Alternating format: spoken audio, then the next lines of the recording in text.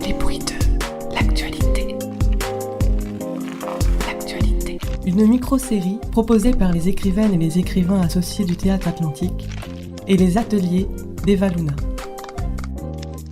Les bruits de l'actualité. La règle du jeu. À chaque épisode, un auteur, un mot, un bruit. 5 minutes.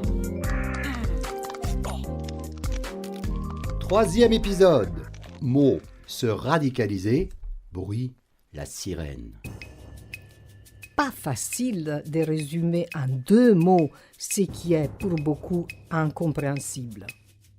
Étiquette pratique et suremployée, l'expression « se radicaliser » est très approximative. 1. L'emploi du radical, issu du mot racine, est déplacé. La fabrique des terroristes n'est pas un retour à l'ancestral, à l'authentique. Elle est politique et contemporaine. 2. La tournure en « se » évoque un individu autonome. Or, le radicalisé est le produit d'un traitement de choc. Il a été privé de nuances, dépouillé de raison et rempli de haine. La nuit où la terre s'est ouverte. De Ito Legout. Allô? C'est moi. Oui, je sais. Ça va? Tu tiens le coup? C'est juste que c'est tellement vide sans elle. Oui, je sais. Et je ne comprends pas. Il y a trop de pourquoi dans ma tête. Trop d'inquiétude. Trop de colère en même temps. Et j'ai peur. Terriblement peur. Et je me sens nulle, tellement nulle. Non. Arrête. Tu n'es pas nul, J'ai rien vu. Rien. Rien pressenti, rien perçu. Rien. Comment c'est possible? Ma propre fille, sous mon toit. On vit à 2 dans 35 mètres carrés et j'ai rien vu. Rien dans son regard, rien dans ses gestes, rien dans son rire n'avait changé. Comment est-ce qu'elle a pu m'échapper comme ça? Muter sous mes yeux, que je sois trop aveugle pour le voir. Mais quel genre de mère est-ce que je suis? Pas celle que je croyais être en tout cas. Pas celle qui pensait avoir tout donné pour que sa fille unique s'en sorte. Une mère qui n'a pas su protéger son enfant du pire. Moi non plus, je n'ai rien vu. Je ne l'ai qu'un week-end sur 2, je sais, mais je suis persuadé que tu n'aurais rien pu détecter. C'est comme s'il l'avait reprogrammé de l'intérieur, sans qu'absolument rien ne bouge à la surface. Elle ne reviendra jamais. Si, elle reviendra. J'irai la chercher s'il le faut. Et quand elle reviendra, tu seras là pour elle. On sera là tous les 2 pour elle. Et quand elle reviendra, ce ne sera déjà plus elle. Tu sais, la terre s'est ouverte sous mes pieds cette nuit-là. Le monde s'est effondré et je ne fais que tomber encore et encore à chaque seconde.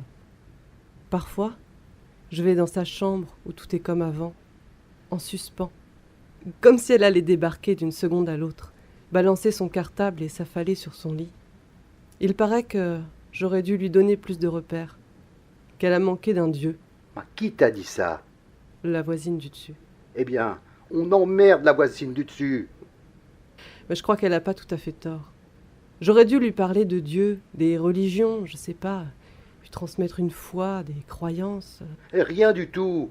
Ça n'a rien à voir avec ta religion ou avec Dieu. Rien à voir avec ce que tu lui as transmis ou pas. C'est une secte, rien d'autre. Des extrémistes qui savent retourner le cerveau des jeunes. Et toi, tu es une maman pleine d'amour. Tu as voulu la liberté pour ta fille, tu lui as transmis tes valeurs à toi, qui sont aussi les miennes. Et eux, ils se sont engouffrés dans la brèche, dans sa naïveté, son idéalisme, son envie de s'opposer à nous. Je ne sais pas. Personne ne sait. Ils auront beau faire des discours, écrire des thèses, faire des statistiques, personne ne sait ce qu'il y a dans le cœur d'une jeune fille quand elle se fait happer par des fous. Je l'ai eue au téléphone hier. Elle ne veut pas que je l'appelle par son prénom. Elle veut que je l'appelle par son nouveau nom. Je n'y arrive pas. Je ne peux pas faire ça. Je lui ai dit « Tu ne peux pas m'obliger à abandonner celle à qui j'ai donné la vie. » Moi, j'ai regretté tout de suite. C'était comme lui dire qu'autrement, elle était morte pour moi. Non, c'était lui dire que tu ne renonces pas à elle. Et puis, j'ai juste eu le temps de lui raconter une histoire qu'elle aimait quand elle était petite. Il paraît que c'est important d'essayer de réveiller leur part d'enfant. Je lui ai raconté le loup et les 7 petits chevreaux.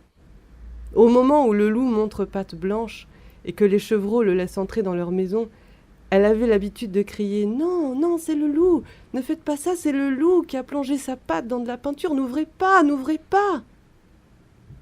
Je crois que ça l'a émue de réentendre cette histoire. Je ne sais pas. Ça semble dérisoire. Mais c'est tout ce que j'ai. Tu crois qu'elle la racontera à son enfant ? Je crois que toi, tu pourras la raconter à son enfant. Tu crois ? Oui, Tu entends ? oui. Ça n'arrête pas ce soir. Ça me glace. Ça me ramène toujours à cette nuit-là. La nuit où je l'ai perdue. Où tu as cru la perdre. Je ne t'ai pas dit ?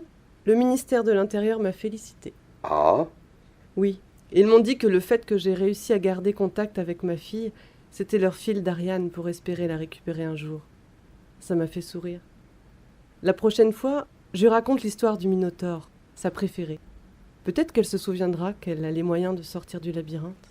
et qu'elle se rappellera pourquoi on lui a choisi ce joli prénom. Tu veux que je vienne ? Non, ça va aller. Je ne vais pas dormir. Je vais fixer la nuit et continuer de tomber encore et encore jusqu'au noyau de la terre. Je te rappelle demain. Oui, d'accord. Bonne nuit.